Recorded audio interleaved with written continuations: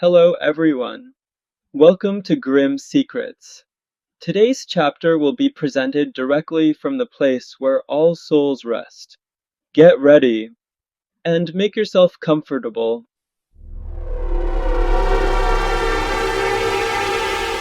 Years ago, while finishing my studies, I found myself in a difficult financial situation. Without money to pay for school, I decided to work as a night security guard in 12-hour shifts.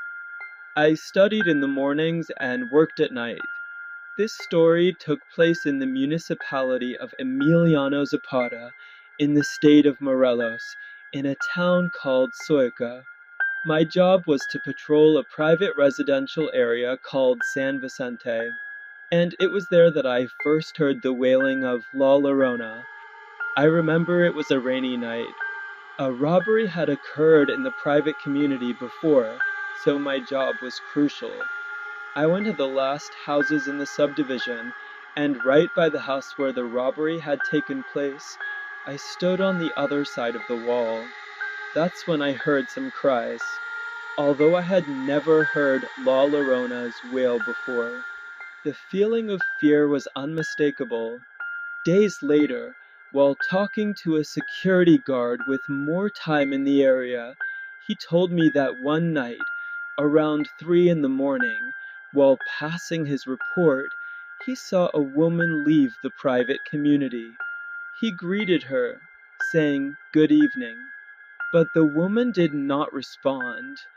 Wondering what a woman was doing out at that hour, he decided to call the guard stationed at the entrance of the subdivision, informing him that a woman was heading out. However, the guard at the entrance responded over the radio, saying he hadn't seen anyone leave. After a year of working in that private community, I was transferred to another one within the same subdivision. During Holy Week, there was a lot of movement in the houses. They were full of visitors, so many that it was hard to distinguish the residents from the crowd. That night, exhausted from a long day of classes, I fell asleep in a plastic chair. I hadn't been asleep for more than 20 minutes when a woman tapped me on the shoulder. She asked me to open the gate so she could leave. Embarrassed for having fallen asleep, I got up and opened the gate for her. This happened between 3 and 4 in the morning. After opening it, I kept thinking about who that woman could be. As in a year of working there, I had never seen her before. She was an older woman dressed in white, which made me question where she was going and who she was. That night, I stayed awake until dawn, and the woman never returned. A few years ago, a close relative worked as a security guard at an ice cream factory near the Calzada de los Misterios back in 2000. This relative has always been very hardworking, with a job in the morning and another in the afternoon. However, he lost his evening job and was urgently looking for a new one. Finally, he found work at the ice cream factory. He hadn't been there for even a week when things started to move around, and the television began to turn off by itself, although at first he considered it normal, as he had experienced similar situations at his previous job. The unusual activity increased. One Friday, while handing over the shift, the factory owners arrived angry, demanding an explanation for a supposed party that had taken place during the night. The neighbors had called, asking for the music to be turned down. However, my relative assured them that he hadn't organized any party. The owners checked the 3 floors of the property, but found no sign of a party. Despite this, the unusual activities continued, to the point that they pulled off his blanket and tugged at his feet while he was sleeping. One night, while doing his routine patrol, checking the cooling chambers that kept the popsicles and ice cream below freezing. Someone closed the chamber door from the outside, and he clearly heard the lock being engaged. Terrified, he began to pray, asking to be left alone, mentioning that he had a family and children he loved. After finishing a prayer, he heard the lock release, and he was able to get out. He ran to the parking lot, where he saw how the lights of the few cars there were turning on by themselves, describing the scene as a horror movie. Desperate, he asked his boss about what was happening in the place, but his boss only responded that he shouldn't worry, just do his job. Days later, a neighbor asked him if he was the guard of the hangman's house. Surprised, my relative replied affirmatively, and the neighbor told him that the previous guard had hanged himself due to a love disappointment. Disturbed by the story, my relative decided to speak with a priest, who gave him holy water and advised him to pray the Magnificat and make a circle of salt. The paranormal activities decreased, but one day, while talking on the phone with his boss, he heard a woman's voice, even though he was alone. His boss insisted that someone else was on the property. My relative finally couldn't take it anymore and resigned. He now works elsewhere, but he will never forget the experience he had in the hangman's house. Another story I share took place in the municipality of Tlacotepec de Benito Juarez in Puebla.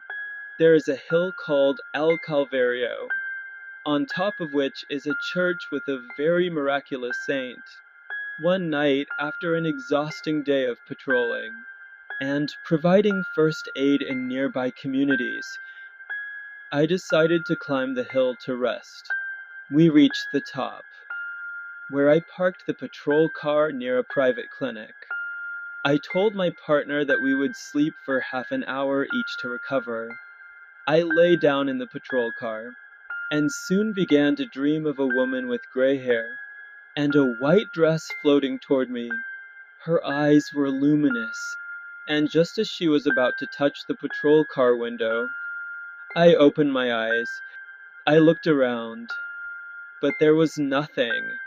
However, my partner was also scared and asked if I had seen the same woman.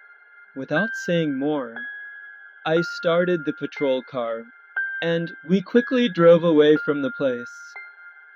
Another story happened to a relative named Victor, who worked as a night watchman in a government office. One night, he and his colleague Manuel decided to follow a lady who had flirted with them during the day. They followed her to a secluded spot, where Manuel was the first to go after her. Victor waited in the car, but soon began to feel uneasy. A dog appeared near the car and began walking on two legs, leaning on the trunk, and showing its teeth with eyes shining like embers. Terrified, Victor honked repeatedly until Manuel returned. Pale and trembling, Manuel told him that the woman had started to undress, but when the last garment fell, he realized that she wasn't a woman, but the backside of a mule. Both realized they had been victims of a paranormal trick, which left them terrified and changed their attitude toward women. Finally, one more story happened to my father in the 1980s, when he was temporarily working as a night watchman in a factory. One night, while doing his job, he experienced a series of terrifying events. The radio began to receive interference, and although he tried to turn it off, the volume went up by itself. The factory was plunged into complete darkness, and while checking the boiler, He saw the shadow of a person running and falling into the boiler. The smell of burnt flesh filled the air, and the person's screams echoed off the walls. Scared, my father tried to call the police, but the flashlight went out, and he lost his phone. He hid under the desk, hearing dragging footsteps and wails, until the police arrived. They also saw the figure of a burnt man and vomited from the strong smell. That night, my father and the police spent the rest of the night in the parking lot, not daring to enter the factory again. I confess that it was terrifying to record this story. I hope you enjoyed it as much as we did. Comment what you think. And if you know of any similar cases, try to rest.